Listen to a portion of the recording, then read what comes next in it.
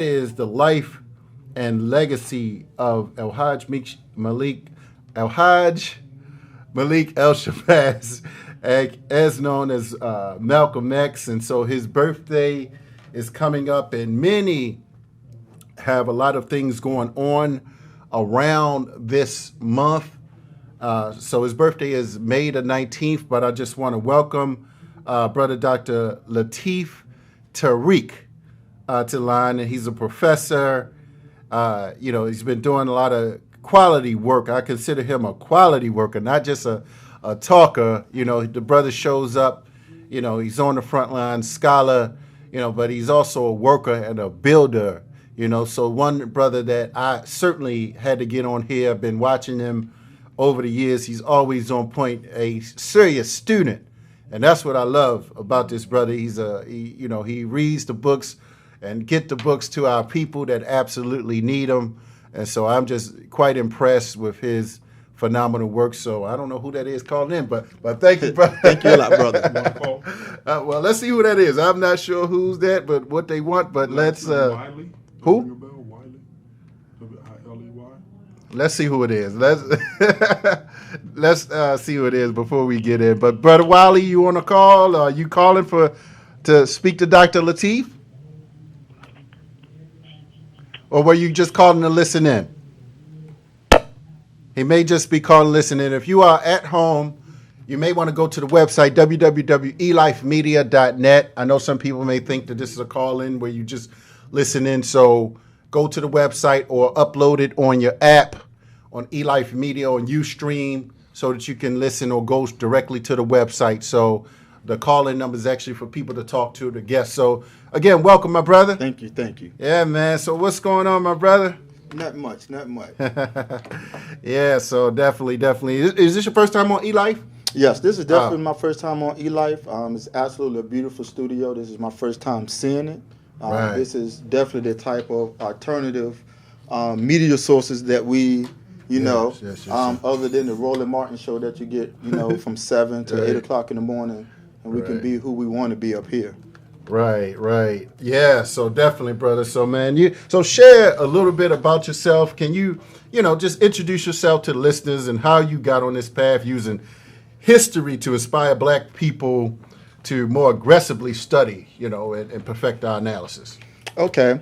For those who do not know me, my name is Latif Tarik. I have a doctorate degree in African diaspora history with a minor in public history, a master's in U.S. history, and I'm a licensed social studies teacher. Okay. So basically what happened, at 13 years old, I just woke up and I said, there's something 13. wrong. At 13. What? Said there's something wrong. I mean, how can we have all of these people of colors, what I said at the time, understanding African people now, being in the world, doing the apartheid movement, and it seemed like we were powerless. So the first book that I actually found that put me on that task, as cliche as it sounds, really was the Autobiography of Malcolm X.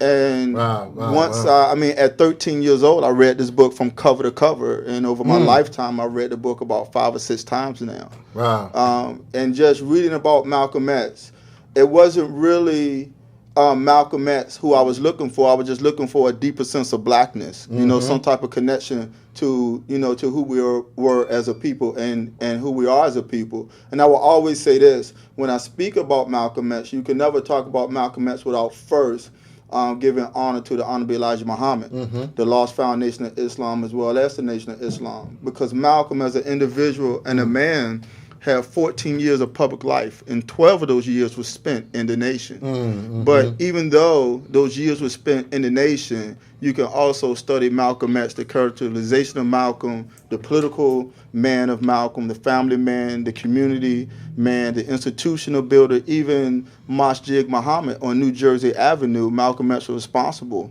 Say that again.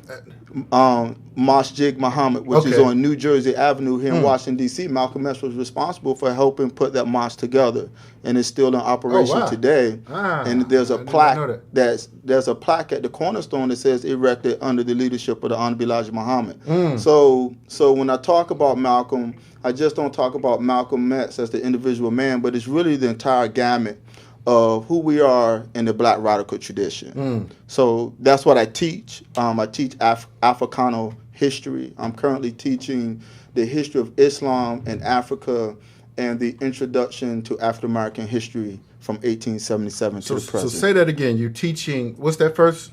The history of Islam in Africa. That's what I'm currently teaching right now.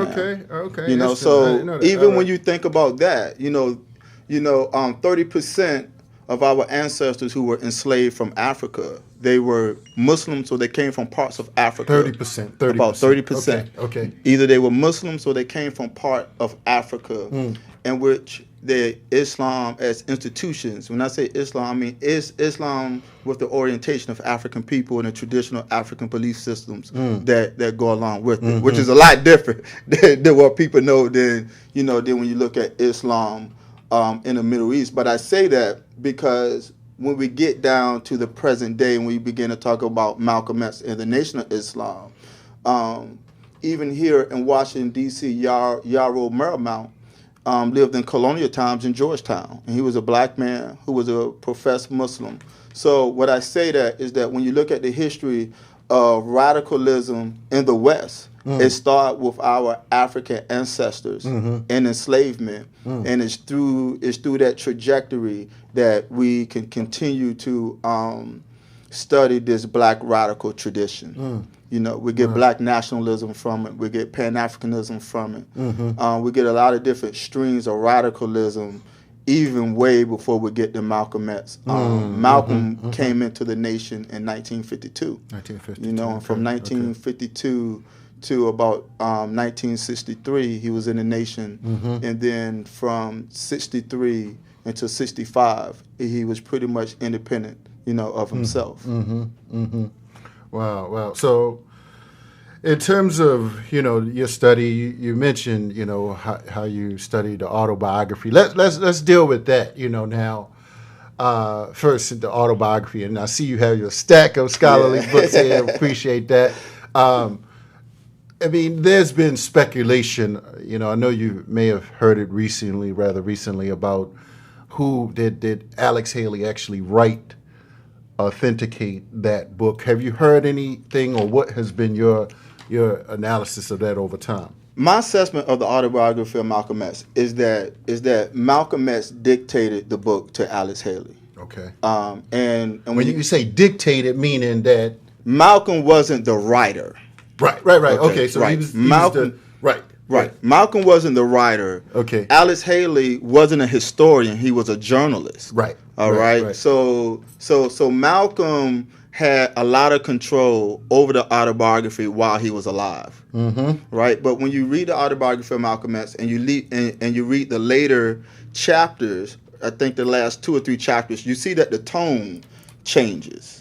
Right. Okay. And one of the things in the book that people like to run with now, and it's even in the movie Malcolm X, right? When you look at the movie Malcolm X, and Malcolm goes to Mecca and he comes back, and the movie depicts Malcolm as having this radical change of Islam, as if there is a Sunni orientation that he didn't know about, right? That really is not true. Okay. Malcolm X, if you go to the Schoenberg Center and read the Malcolm X file, you would see that Muslims from all around the world wrote Malcolm X letters. You will also find that Malcolm X used to travel to the West Coast, and he used to meet with these students called the African Asian Drum. And these were African Asian Muslims that used to call Malcolm out so that way he could talk to the group. We also got to understand that Malcolm was in charge of Mosque number 7 in New York City. All right, that is the cornerstone of Islam in the black community for those who are not of the Sunni orientation. So if you look at New York City now, New York City have more orientations of Muslims probably anywhere here in the United States. And that same orientation was there now. So when I read the autobiography of Malcolm X, I think it's an absolutely great start for anybody who really do not know about Malcolm, because it's the closest that you're going to get to Malcolm himself, his words. All right. Now, the thing about Malcolm X is that Malcolm has stayed alive in the American pop culture as well as political culture, because it's the grassroots immediately after his death began to take his recordings and sell those recordings on the street from generation to generation. And of course, the hip hop generation has always done a very good job of making sure that Malcolm X has stayed alive. When you listen to Dead Prayers, there's some Malcolm Garvey Huey. You know, when you still look at Public Enemy, Fight the Power, Malcolm X, the Old Arrest and Development, Malcolm X is in there too. But going back to the autobiography of Malcolm X, I think the autobiography is very good. Once you start really reading other sources about Malcolm, though, you can see where Alex Haley's voice in the latter part of the book changed the original voice of Malcolm from the beginning of the book. Even when you go and you read at the end of the book, because Ozzie Davis did his eulogy. Even when you read Ozzie Davis' eulogy, in his own words, is a very powerful piece. You know, calling Malcolm X our shining black prince. Right. You know, and Dr. John Henry Clark, for those who know about our warrior scholar, Dr. John Henry Clark. I just got his book here. This one, he criticizes Spike Lee you mean, does he do it in that Long Walk, or he don't talk? I don't know. He doesn't do it in he doesn't do it in the Great Mighty Walk. It's on YouTube. It's on YouTube with Dr. John Henry Clark talking about Malcolm X. And basically what he said is that Spike Lee didn't do his research enough to be able to not overly commercialize Malcolm, right? And Dr. Clark said that, you know, Spike Lee talked to him for about 30, 45 minutes, and that was it. So if you kind of look at, a man who's a warrior scholar, a man who was around with Malcolm, put the Organization of African American Unity in place, patterned that after the Organization of African Unity, which today, the literature that would be the AU, there were a lot of people around. But we also got to understand that Spike Lee wasn't making a documentary. He was making a movie. Right. Yes, so yes, sir. Anytime you make a movie, you make the movie for what they call the spectator. And that is the audience who's coming to watch the movie. Now, I always say, because I saw the movie in 92, I was a college student, 20 years old. And for me, knowing a little something about Malcolm X, I still think that is a very powerful movie. Even now, when I think of Malcolm X, I think of Denzel, and I think of Malcolm X, right? Because Denzel played such a powerful role in trying to really channel that energy of Malcolm. His role was so good that it really became very transparent that you think you're looking at Malcolm. I even asked my students, how many of you all have seen a picture of Malcolm X that isn't Denzel? Right, some of them have never seen a real picture of Malcolm X. But they saw the picture of Denzel playing Malcolm X. So even from there, it's a starting point to get into a deeper conversation. Wow. Yeah, I can see that. Somebody say something today, something they didn't know Will Smith was a rapper. And that's how young people, they just know him from film, so they can probably only imagine that, And that's important, because I had a student, when I was at Howard and I was teaching at Howard, we was talking about when the movie NWA came up. And my student told me, she said, well, I just thought Ice Cube made Disney movies. Oh, really? Wow. I was like, wow, okay. Student come in classroom and say, hey, can you tell me about the 80s? Why was Ronald Reagan so bad? Wow. So this let you know how important history is, because it's a continuance, but everybody's born within their own time period. Until you can go back and revisit that past, uncover that past, and then bridge that gap and come forward, right? You got to have those gaps. You got to have people to give you the information so that way you can fill that gaps. Because without that, you don't know what you're dealing with. So this is why, and I say this all the time, I like the spirit of Black Lives Matter, but you got to understand who Snick was. You got to go back and understand Core. You even got to go back and understand, the Niagara movement. to understand how white supremacy over yeah. time have tried to either destroy or neutralize these movements. And even if they don't want to destroy you, they're going to try to co-opt you in some type of way. I mean, that's really what history does.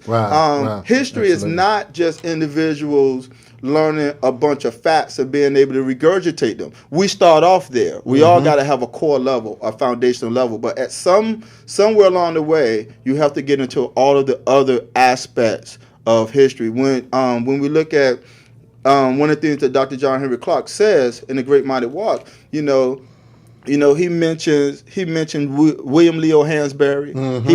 He mentions Arthur Schomburg. Yes. These men. Now, John Henry Clarke. Now, I know Schomburg was one of his key teachers up there when he went to Harlem. Right. Yeah, without a doubt. But they also told him different aspects and different methodologies and different historiographies of how to look at history. Wow. All right, not just regurgitating facts and knowing facts, but trying to understand how the cassation of events over a long period of time changes within time and space. Because that's what we're really dealing with. And this is, if I can, quite shortly, this is why I told you I was going to bring some of the books that have really come out in the last 10 years. Now, I saw that one before. Malcolm X on Afro-American history. This book here has been around since 1967. But I brought this because this is a great book to really read, because these are the excerpts of Malcolm talking about the importance of history himself. These are his exact words. I saw that one. Okay. I know that you are doing the program with Dr. Jerry Ball. Right. All right. And this is certainly his book. Yes.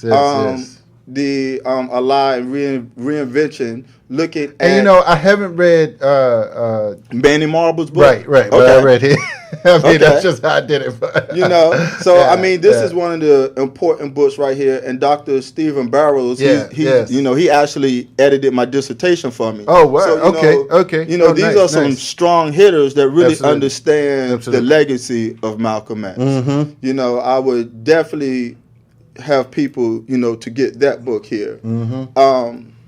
Fighting for Our Place in the Sun. Wow. This book has just come out. Oh, really? Dr. Richard Benson. He Fighting teaches for Our Place in the Sun.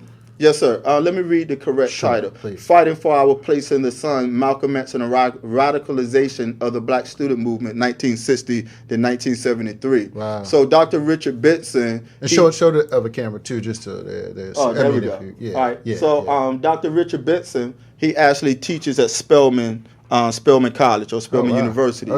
He also was my outside reader for my dissertation, which was student radicalism in the African diaspora, black campuses in the Ethiopian Student Union in North America from 1960 to 1974. But this is probably one of the most, I would say, impacting book right here. Because one of the things that he does is that he goes down into Durham, North Carolina, and in Durham they had created the Malcolm X University.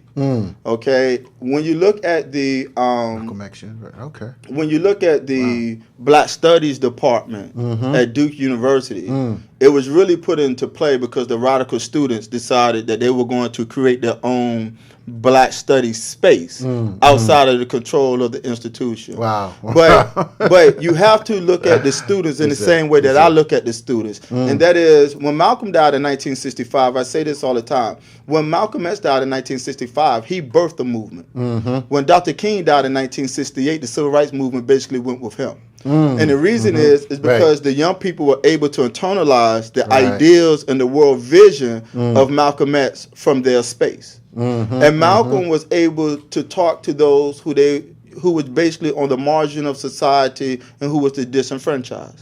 So we could go back and we could look at Huey P. Newton and Bobby Seale and the Black Panther Party. Right. And then we can start even look at individuals who were coming through African Bambaataa and Universal Zulu Nation. All right. We could look at the East Coast and how the impact of the 5% Nation of Islam had on that earlier part of hip hop culture. Chuck D, Professor Griff, Rakim, all of those individuals. So Malcolm was able to articulate a message not only to college students but to the average brothers and sisters that was on the street. That's right. And this is really what Dr. Benson's book does, and he gets into the type of curriculums, the type of programs they put in place. Wow. All right. Now, Didn't see that one either. this came out fall 2013. This is the Journal of African American History. This is the journal that Dr. Carter G. Woodson founded. Oh, right. Yes, put out by the Association for the Study of African American Life and History, ASALH, right? And they're still going, right? They're still going, right, yes. Right. And that's what I was saying earlier. I was talking to a friend that one of the, if you can't beat a people, sometimes what you need to do is neutralize their institutions. So the everyday brother and sister don't think anything exists. But that's not true. We still have people that are putting out tremendous amount of work, but sometimes it doesn't get to the places that it needs to get to. So sometimes when you go to the black community, one of the reasons you can't find these books because they're academically published books. So if you're not within these college spaces, if you're not going to these conferences, right, you're not able to get this literature unless you're just one of those people who are looking for it. So yes, sir. One of the reasons I wanted to bring the book is so people can know that Malcolm X is still well and alive. We are studying him. We're teaching him. We're looking at Malcolm X from his international perspective in Africa and the Middle East, as well as being here in the United States. This is a very good book, The Autobiography of Malcolm X. This came out maybe about 2004. This came out in 2013, the University of Kansas Press. And basically, this is the book that looked at Malcolm X from the aspect of popular culture. So when we think about Malcolm X and how we kept Malcolm X alive, so for us who were in the 80s, in the Afrocentric era, and we would listen to Brand Nubians, and we would listen to Tribe Called Quest, and we were wearing the Malcolm X buttons, hats, coats, medallions, you know, we didn't realize the impact that would have to create a discussion with people who did not know about Malcolm X. All right, and this is what this talk about. Oftentimes, we kind of sometimes make fun of the brothers on the street selling incense and books and oils, but those brothers were the ones who were selling the recordings, the tapes, the buttons, the posters of Malcolm X, keeping Malcolm X alive. And also, let me make this point. This book is written by a white guy from Canada, I believe. Right? So he looked at this book from the space. When you look at this picture, which is very intentional, you know, I'll put it up there. You know, when you look at that picture, this is a very intentional taken picture by Malcolm. All right? Looking at him in terms of a very... I'm watching the show with Haki right now on E-Life. He's interviewing Dr. Latif, Tarik, and I know both of the gentlemen. I want to wish you a great success tonight. We're going to have a program on May 20th at Everlasting Life featuring Derek Johnson as Mr. I don't know what Malcolm X. is that. I am his publicist. My number 301-420-0000. Did she call in? Okay, I don't know what's going on. Okay, all right. All right, brother. So let me tell you what's happening. Okay. We just bought an answer machine for the station. Okay. So the phone must have rang, but I didn't see it. After it rings 6 times, it goes to the answer machine. So this young lady is listening and watching you now. Yeah. Tell her to call back in, and we'll be able to pull her up if you'd like. Oh, okay. I just didn't see it. All right. You should see this light. I didn't see it go You didn't see either. it But going, okay. Yeah, that Well, was the answer machine. Well, If someone called, just call back in. Come on, call, just call back in. Okay. So, All right, so I got 2 more. One, the Geographies of Liberation, the making of an Afro-Arab political imaginary, right? And we're looking at Malcolm X as a political figure. After Malcolm took Hajj, he also began to travel throughout Europe, the Middle East, and travel throughout Africa. And Malcolm was asked to come by the invitation of heads of states. So it's very ironic. For instance, Malcolm spoke at Oxford University, and he was invited to come to Oxford University by that of the Islamic Students Association there, and it was in Sheffield, England. And in Sheffield, England, the newspaper wrote a big article about how successful his visit was not. The students turned around and wrote a rebuttal to that, and they had to come back and retract it because Malcolm was very openly accepted at Oxford University. So when we think about Malcolm X and his potential relationship during a time where the Middle East was actually coming into its own sense of power. Wow. So we're going to look at, of course, if you go back and we look at some of the revolutionary movements of Algeria, we go back and we look at Egypt, we look at Saudi Arabia, and we look at the rise of what we so-called today call the Middle East, which is really Northeast Africa. Malcolm was a very great threat, because one of the things that he was able to do when he was in Africa was be able to talk to the Organization of African Unity. They would not allow him to speak when they were in session, but he was able to speak to enough of African heads of states to where they passed a resolution on behalf of Negroes in America. So, I mean, that's important because we know that what Malcolm wanted to do was take the United States to the United Nations. Okay, and understanding that Malcolm is one of the first people that really talked about Patrice Lumumba.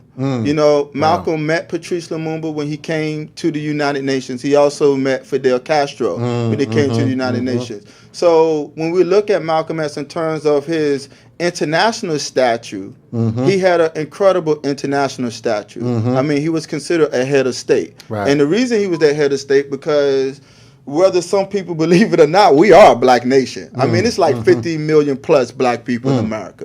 I mean, that is a nation within itself, and with the proper type of organization or governance, in which why Malcolm wanted the Organization of African American Unity, you know, to bring some structure so that way we can have a voice amongst the other bodies of international players. You know, so that's why that book I think is a very good, important. Show that one again. That last one.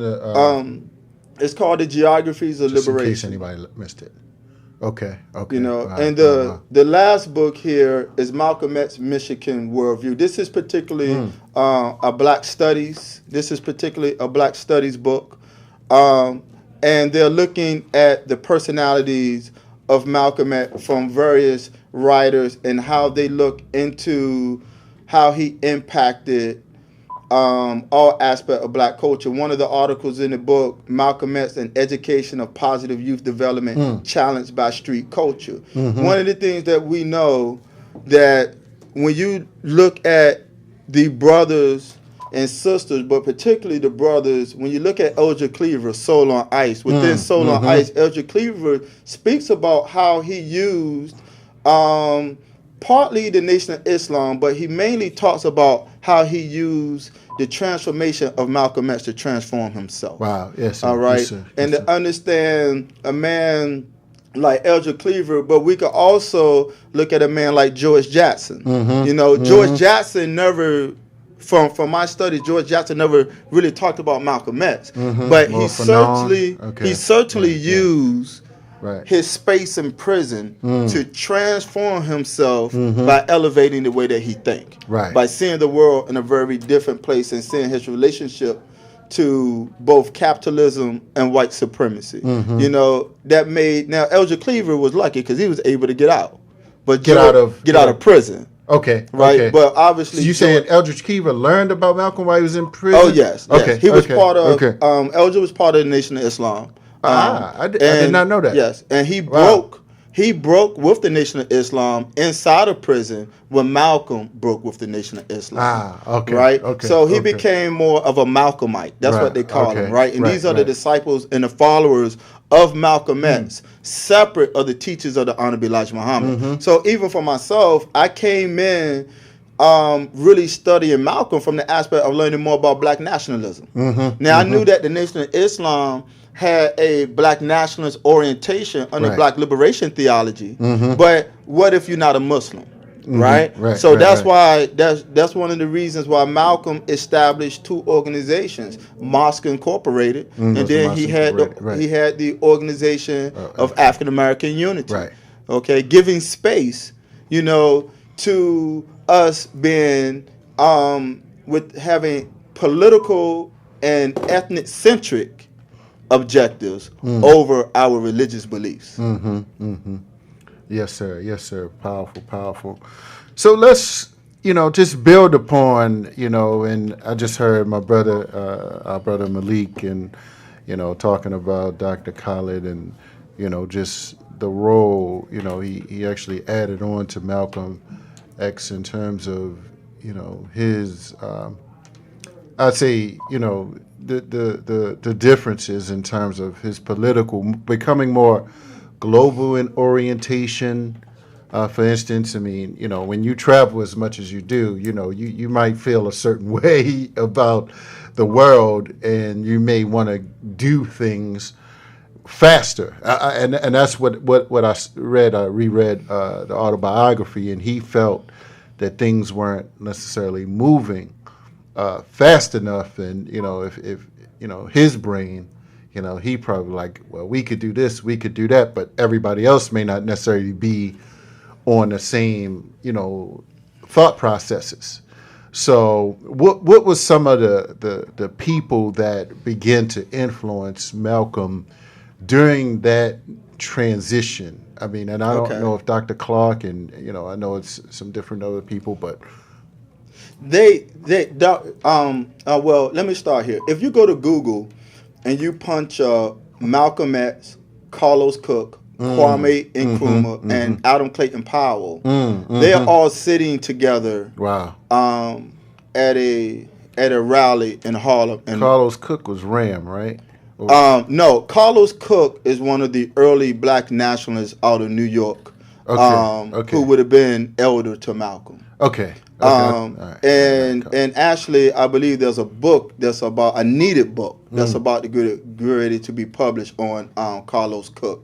But I say those four names because Malcolm X's stature as an individual man outgrew that of the Nation of Islam. All right, and I know a lot of people don't want to hear that because obviously a lot of people are not going to put Malcolm X as an individual above the Honorable Elijah Muhammad, right? But when you look at that picture, you have Kwame Nkrumah, Adam Clayton Powell, and Malcolm X. Kwame Nkrumah being the first president of Ghana in 1957, a Pan-Africanist, right? Adam Clayton Powell being the man who he was, probably one of the strongest black congressmen that we had before they got him up out of there. But he was such a very powerful figure, not only as a congressman, but also within that radical community of Harlem, New York. Okay, and then Malcolm X himself.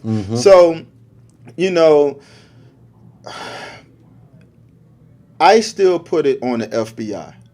I really do. Malcolm's separation from the Nation of Islam. Yes. It was when you cannot even get the FBI files on Malcolm X. And you can actually, I didn't bring that particular book, all right? But there's a book called Malcolm X and the FBI. Okay. I think I saw that somewhere. Produced by, published by James Caan. Okay. Right? And I think James Caan is the same brother who wrote the book Martin and Malcolm. Okay, so if you look up Martin and Malcolm as a book, you'll definitely find that other book. The infiltration within the Nation of Islam occurred from its beginning. Now, J. Edgar Hoover, as we know, was able to neutralize the African nationalist, Black Power movement, the student movement here in the United States, simply because J. Edgar Hoover was around from Garvey right to the time Dr. Martin Luther King was assassinated, and that's a very long time. We would not even know really what Malcolm was doing between 1952 to 1955 if it wasn't for FBI documents. because by the time 1955 came around, they already had the Nation of Islam under their radar. During World War II, the government did not want W.B. Du Bois or A. Philip Randolph to speak out against the war. Right. But they couldn't stop the Honorable Elijah Muhammad, so basically what they did was pick them up by executive order in prison. Drafted them, right? You know, and he was far over draft age. He was born in 1897. 42. So he was over draft age, right? But the moment that Malcolm X comes out of prison between 52 and 55, they have records on him. So that let you know that the government already had this group under surveillance. Now, one of the reasons they will have this group under surveillance, because this is not really the first black nationalist type orientation group in America. You had the African Blood Brotherhood, who were in the 1930s, I believe. So you've always had these radical black voices, but now what you have is mass appeal, and now what you have is very keen organization. As well as communication. And communication. Exactly. That's right. Because one of the things that we have to always understand is that the new technologies of the world, in the midst of the changing post-World War II society, is what really help us to communicate a lot better. Radio, television, and then we also remember that a lot of these take place within a Cold War society, right? So we have America. We have America that is very suspicious of anybody that is anti-American. Communism become one of them. So let's kind of talk about that, right? Because Malcolm X and Dr. King, they were really become these national voices because they were a void. So Paul Robeson, Claudia Jones, who we got? Paul Robeson, Claudia Jones, W.B. Du Bois. They would either be put in exile, or passports taken, or like Du Bois eventually end up leaving the country and dying in Ghana. Right? So there's a tremendous void between like 55 to 65, right? Or I say 55 to 1960, because Malcolm would come on the scene really nationally in 1960, and he even brought civil rights people in with him. You know, like Bayard Rustin. He debated Bayard Rustin twice in 61. Integration or separation is what that was called. Stokely Carmichael was a student at Howard University, and they had this program called Project Awareness, where they would bring individuals onto Howard University campus. And one of the people that E. Franklin Frazier, the sociologist, black sociologist, he said, hey, told them, let's bring Malcolm X and let's bring Bayard Rustin. Yes, Black sir. Bourgeoisie, the author of Black Bourgeoisie. Exactly. All right. And they debated. The first time they debated, they kind of debated in a radio station. So that was at Howard, the debate? The second debate was at Howard. Okay. The first debate was on the radio station. Wow. Okay. Right. Malcolm really didn't feel comfortable debating on the radio station. Okay. It really wasn't his thing. Maybe he just wasn't having a good day. But when you put him in front of those people, and he could read the crowd, and he can really synergize what was going on, this was the first introduction that a lot of people even had the term black nationalism. Okay, so it would be the Black Power era young people who would carry that aspect of black nationalism all the way through the late 1960s, and 1970s. And even in places that you wouldn't imagine. Part of my dissertation research deals with Norfolk State College. They had a group called the Vanguard. The Vanguard was a group at Norfolk State College in 1970, who their 1970 yearbook was called the Uhuru, which was totally dedicated to Malcolm X. From the front cover all the way through the back cover. And what they wanted to do was take over the student government so that way they can increase the consciousness of the student body and make them more political astute. Right? So the idealism of Malcolm X, is very, very powerful. And there is a split still between Malcolm leaving the Nation of Islam, how he left, the impact of that. Because a lot of people think that a lot of our elders, the Honorable Elijah Muhammad died February 1975. There are people in Washington, D.C. that I know who were there in those in that mosque during that time, and there were people, and there's still people alive who from the time where Malcolm was either independent or in the nation, and they were there, right? So so we still kind of have this rift and this split, but if we look at Dr. Khalid Muhammad, he also left the nation, okay, under Minister Farrakhan, right? So sometimes you have men who they both have big visions, okay? And along with those big visions, you just have to make some very hard, critical decisions on how you think you can best carry out this objective. One of the things that we got to understand, though, is that white supremacy is always at play, all right? And along with that, there's some nasty things that the Honorable Elijah Muhammad said about Malcolm X. And a lot of the ministers said that, kind of planted the foundation. Right. And there's some bad things that Malcolm said about the Honorable Elijah Muhammad. Agreed. And there's some bad things that Minister Farrakhan said about Malcolm X. All right? Yes, sir. We understand that. But I also feel that if Dr. Betty Shabazz, which she made amends with Farrakhan, because we all understand now, there were higher entities at work within the nation.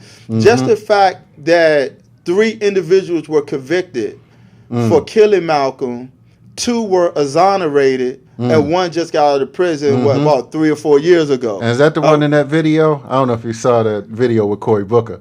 No, I'm not sure. I don't think I saw it. No, I didn't see it because if he was in there with Cory Booker, I would have remembered. Shaking. He was in the Cory Booker promotional video, shaking a police officer's hand in the video. I'm gonna give you something. Okay, please send me that link. But from the fact that we know that 2 innocent black men spent 20 years in jail for supposedly being the killer of Malcolm X, and they were exonerated, saying that they were not. They did not commit the crime. We still don't know who the real killers are.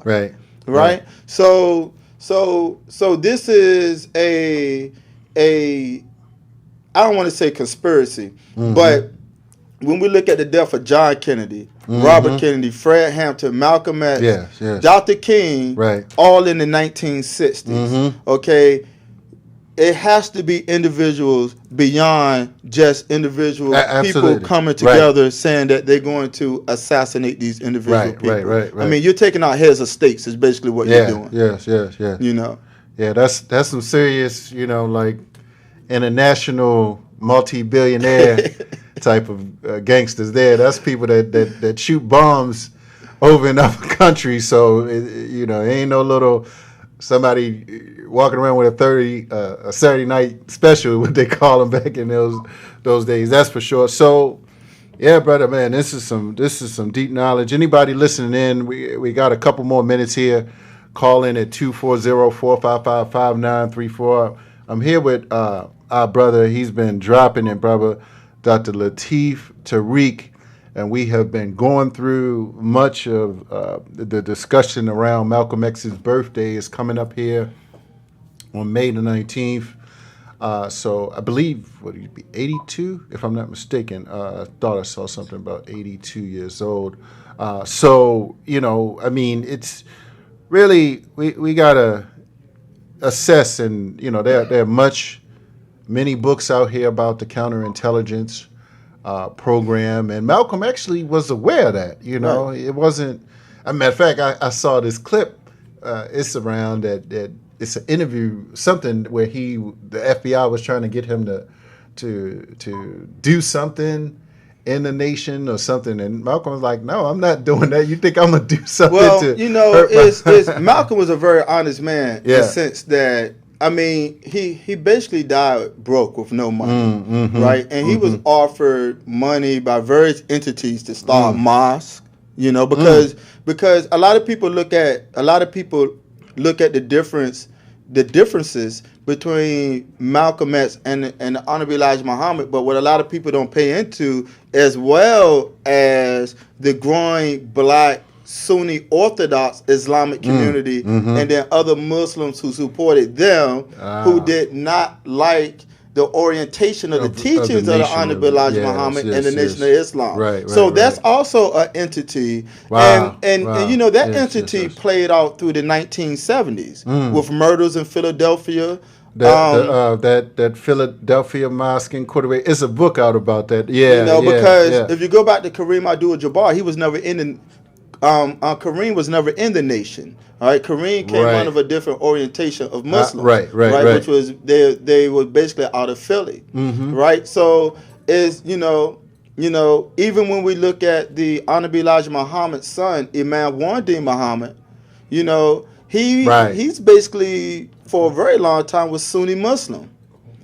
You know, and that split that you saw after 1975 with Minister Farrakhan picking it back up.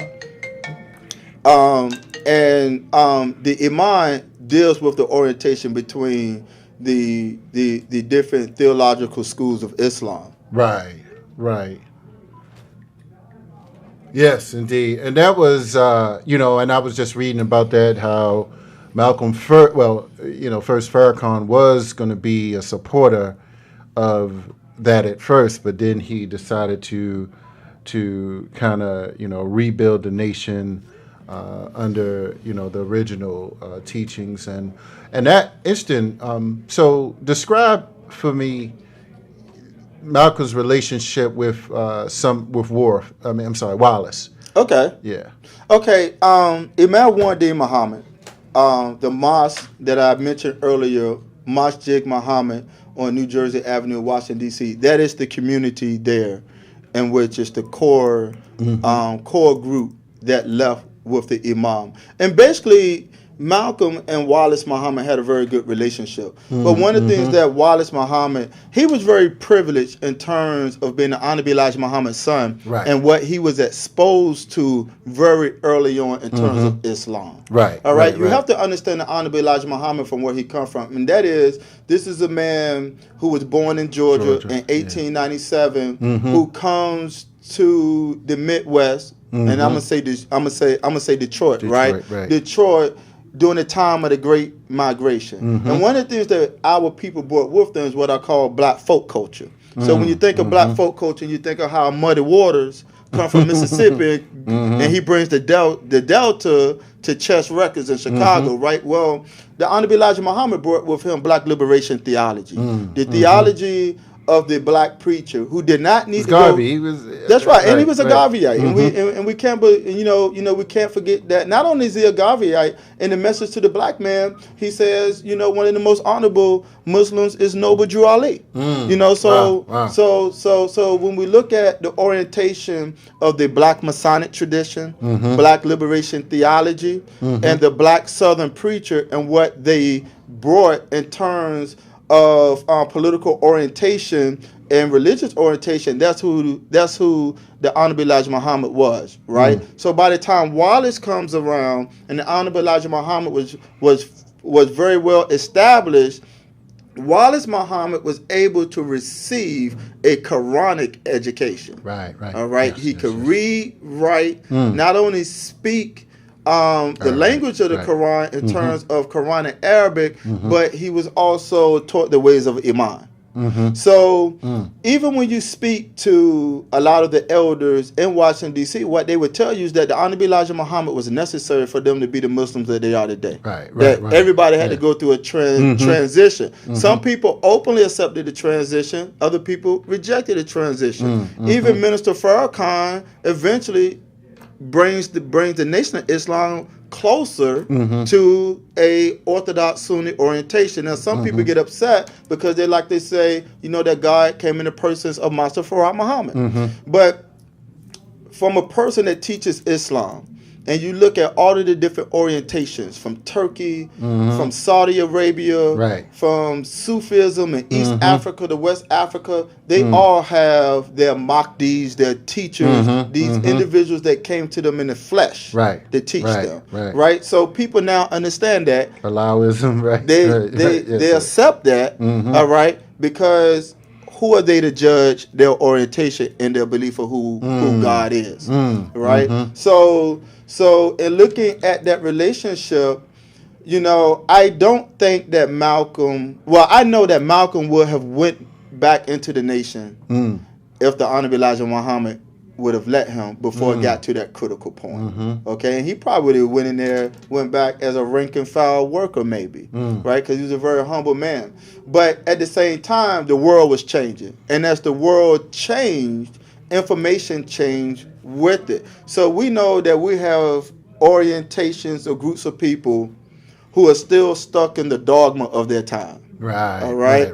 And the youth, right. All right. And because of that, they are traditionally where they are, but they cannot influence the current day society because the body information that was needed then, it worked for that age and that group of people, but it's not working for who they are right now. Wow. Right? That's So that relationship between Wallace Muhammad and Malcolm X, they had a very good relationship, and obviously when it come down to Malcolm leaving as an individual, there are a lot of people who made that decision to stay with the Honorable Elijah Muhammad. You know, even Muhammad Ali. Muhammad Ali stayed in the Nation of Islam roughly from the time he entered in right about 63, 64 until when the Honorable Elijah Muhammad passed away in 1975. Wow. And he went from the nation as well to what you would say a Sunni Muslim. Right. I don't know. Is that somebody calling in last minute? Yes, sir. I called before. Okay, all right. Peace and blessings to you, sister. Peace. Who How is you this? doing? I'm fine. I'm Reba Burris Barnes calling. All right. Peace and blessings, sister. We're Welcome. having a program. Thank you, sir. We're having a program with Derek Johnson there on May 20th at Everlasting Life. Yes. And featuring the life of Malcolm X. Right. Tell us about that. Tarik. Oh, I'm sorry. Go ahead. Say that again. I know Dr. Tarik as well. Oh, Okay. Beautiful. Yes. Okay. All right. So tell us about that event. I did see the promotional flyer somewhere. So tell us about that. Well, thank you very much. Sure. Go ahead. Go ahead now. Good evening. Yes. What else? The event is May the 20th. May 20th at 6 o'clock p.m. The doors open. And we have the event for Malcolm X. I'm sorry, go ahead. Say that again. The event will be celebrating the life of Malcolm X and Everlasting Life. Excuse me, ma'am. Turn your radio down. The radio is Line down on the radio is several seconds behind Yeah, on the your delay. several seconds delay. So speak right to us directly. Thank you. We're going to present Mr. Derek Johnson performing his original play on Malcolm X, an American Legend, on May 20 at 7 o'clock p.m. We'll have vendors before that time, 6 o'clock p.m. We'll be at Everlasting Life at 9185 Central Avenue Yes. in Capitol Heights, Maryland. And we are in collaboration with Sisters United. The company is called By Any Means Edutainment. Okay. And Derek Johnson is the CEO of that company and also artistic director of the company. And he'll have African drumming that evening for us, as well as a wonderful performance of his original play. Okay. I call it Broadway Bound. Oh, beautiful. Wonderful one-man show. It's a wonderful presentation about the life of Malcolm X with wonderful photographs and montage right behind him the entire time. That's awesome. Do you have any comments, questions, or input on tonight's show? I wanted to commend Dr. Tarik. I met him with the Asala program for the past couple of years on the Serving the Same committee. So I want to commend him on the wonderful program tonight and his wonderful comments tonight as well. A lot of deep history. Thank you. Right. Hey, sister. Well, definitely reach back out for me. I definitely want you to call back in next week as well. You know, plug that event that you're having, of course. So, and we definitely we definitely can talk. All right, or you can give me a call as well at 410-209-9687, or you know how to reach me. But so I met you on Saturday, yes indeed. Yeah, definitely reach out for me, and I'll let the audience know again this week. And I'm gonna get ready to close out here. Definitely let everybody know we got this Malcolm X Day in Baltimore on May the 21st at Terra Cafe. Brother Dr. Mark Bowden going to discuss the family. He's a psychologist, mental health role. And Brother Jared Ball, who brother has his book. Let me hold that book up here. the law of reinvention. So we're going to have our brother, Dr. Jared Ball in Baltimore. We did another something like that a weekend.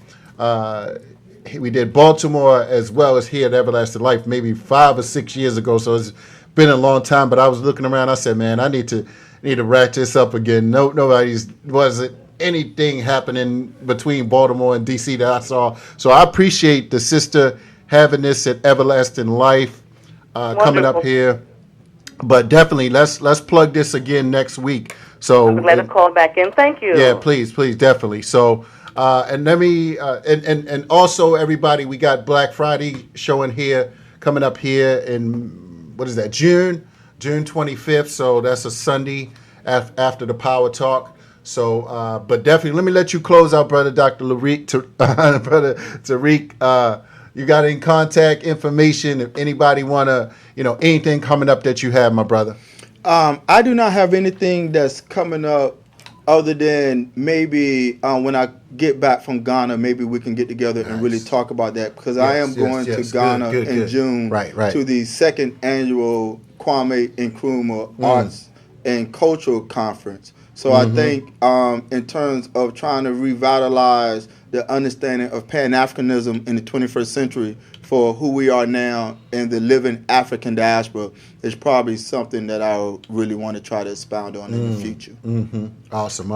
All right. Thank you, Brother Roland. Again, you got May the 13th. That's plug. May the 13th, plug. 4 o'clock p.m., Black Box Theater.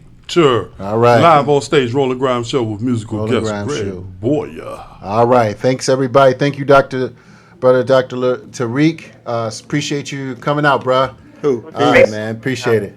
Thank you, sister. Oh, you're certainly welcome. And by the way, Malcolm X will be 92 years old on May 19th. All right. Maybe I'm seeing things. 92. Okay. I got that number mixed up. Yeah, I said 82. So thank you very much. Certainly most appreciate that. So holler at me and let's talk. We'll get you back in next week and you can share a little bit more. Thank you again. And good night, Latif. Good night. Good night. Okay. Peace. Thank you. Peace.